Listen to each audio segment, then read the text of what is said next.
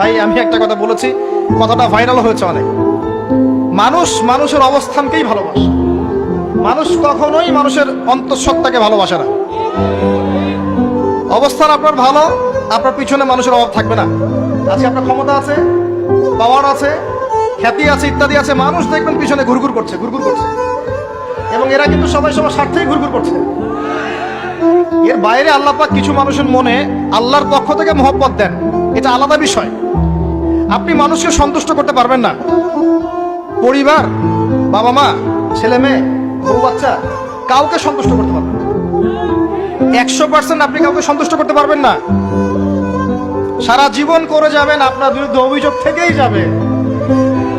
শুধু আল্লাহ রাব্বুল আলামিন অপেক্ষা করে বসে আছেন, আপনি কখন তওবা করে তার দিকে ফিরে আসবেন। দেন দিন আল্লাহ পাক আপনাকে মাফ করে দিবেন ইনশাআল্লাহ। আল্লাহ পাক বলেছেন শোনেন, ইল্লা মান তাবা, যে অনেক গুনাহ করেছে, শিরক করেছে, জিনা করেছে, মদ খেয়েছে, বিদআত করেছে, হারাম খেয়েছে, আল্লাহ পাকের অবাধ্য হয়েছে, নামাজ পড়ে নাই, যাকাত দেয় না, ইত্যাদি ইত্যাদি অনেক অন্যায় করেছে,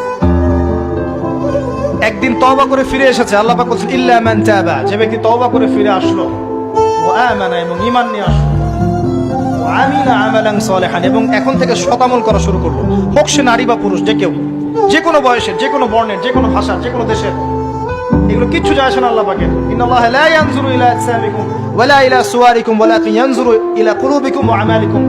আল্লাহ পাক শুধু কলব দেখেন, আমল দেখেন, রক্ত মাংস বর্ণ এগুলো দেখেন না। আল্লাহ পাক ফিরে এসেছে, আমল, ঈমান এনেছে, আমল সালেহ করেছে।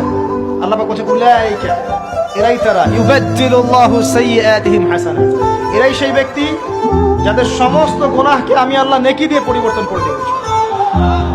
আল্লাহ অপেক্ষা করছেন আপনার জন্য।